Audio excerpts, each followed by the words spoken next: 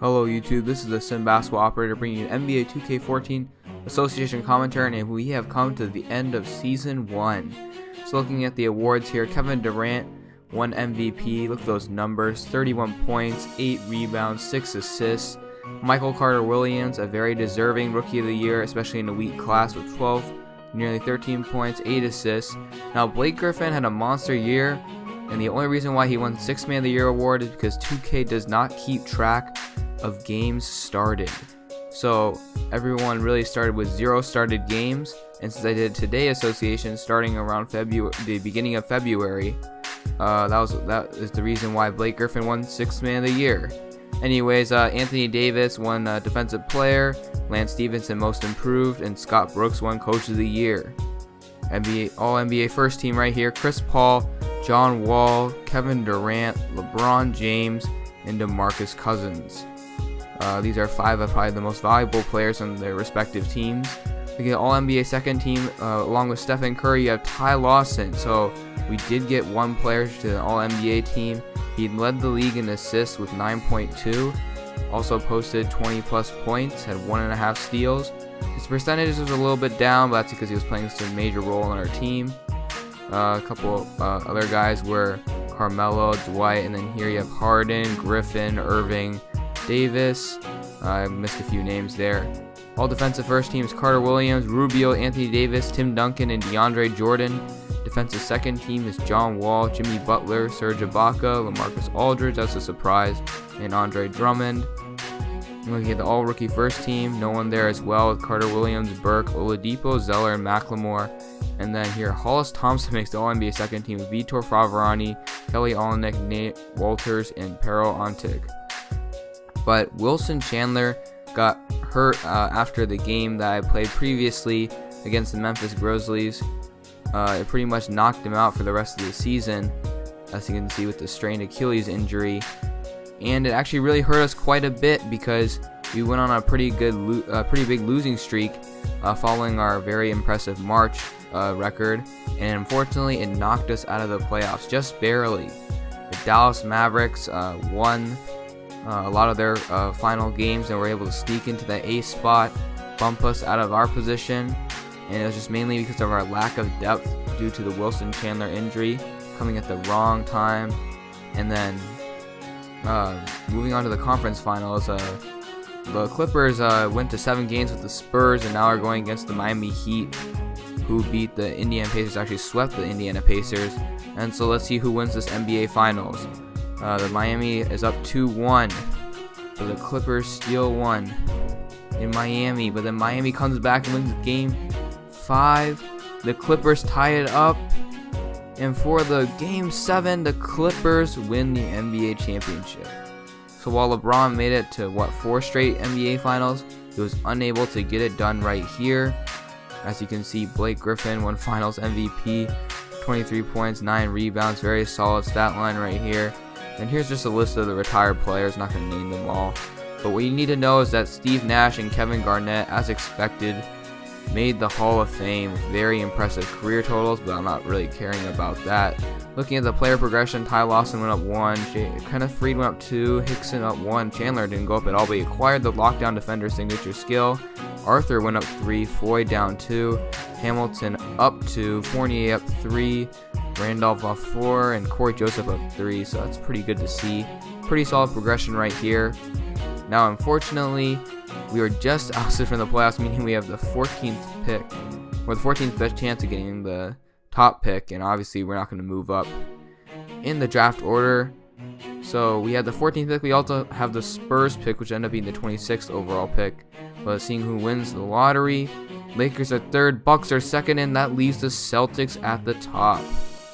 So the Boston Celtics get to rebuild their dynasty and hopefully get a top player that they can build around.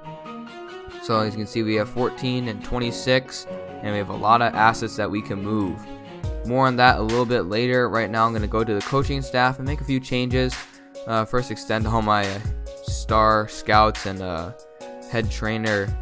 And then right here, I'm just trying to find an assistant coach that can coach some defense. And so I find one right here with Tim Goodman. A defense and A potential, something I like to see. Accepting options for Corey Joseph and Jordan Hamilton, and Darrell Arthur and Nate Robinson accepted their player options. And then looking at some of the options around the league, you have LeBron declining his player option, but no one else really making any moves to get out. I think there's Andre Bloch just declining. Anderson Varejao had his team option decline. Looks like Jameer Nelson has team option decline. So not a lot of changes here. Obviously, these are the guys on who are just coming to the end of their rookie deals. And here is me updating the player ratings for the guys that I chose not to use because they're injured in real life. That's Danilo Gallinari, who I brought back up to an 878, which is what he really is. Nate Robinson I took to I think a 77, mainly because he's getting older, and so some of the stats probably show some decline, especially after an injury. JaVale McGee I brought back up to a 74, and so that brings us to trade options. JJ Hickson is the first guy I want to move. I want this guy off my team. I moved him to power forward because I'm just going to mark him as a power forward because that's what he really is. And with these trades, be sure to say what you like about these. Which trade do you like? I'm looking to move up in the draft, and not a lot for JJ Hickson. Rightfully so, he's not that great of a player. He's a 78 overall, but I think that's a little high. I like that 9th pick. I might go for that. But a lot of teams are not just offering a lot for JJ Hickson, which is a little bit concerning. The second guy I want to move is Wilson Chandler. He's a pretty good player, but with Danilo Gallinari and his fact that Chandler did not progress at all, and that Gallinari does have some potential and is a few years younger, means I'm going to move Chandler. And for one thing, actually, is that trading with the Lakers, who have the 3rd pick, which I'm thinking about, is kind of hard because they only have 2 players under contract, and that's Nick Young and Robert Sacre. Because 2K, being an idiot that they are, they forgot to give Kobe his contract extension. So Kobe's a free agent. You might go after him. No, he needs to be back in the Laker uniform. And then looking at some of the trade options for Nate Robinson, because in reality, I can't play him and Ty Lawson on the court at the same time. It's just something that probably will never happen in real life, mainly because they're just so undersized. It's not anything against both players, it's just their size prevents them from playing good defense against NBA shooting guards. So these guys have quite a bit of trade value, which allows me to move up in the draft, hopefully into the top 5, because there's one player I'm really targeting, and that is Joel Embiid. He's a very good center out of University of Kansas. He's the best center in this draft class by far. And to be honest with you, the only other way to acquire is to overtrade or overpay for a good center. So I figure I might as well just draft one and move on from there. And this is me just going through the trades, see if I can just move up with the 14th and the 26th pick. Some of these trades just don't make any sense, but what you have to understand is that my team, a lot of the players are still under contract, meaning that if I'm going to have any chance to sign any free agents, I'm going to need to clear some cap space. I think we're about $4 million over the cap, and that's a little bit of a pickle, but hopefully I can adjust from here. Here is me trying to trade into the 4th pick, and the players I put in the trade finder are the ones I'm willing to move. Kenneth Faried, Danilo Gallinari, and Ty Lawson are untouchable. Everyone else is tradable.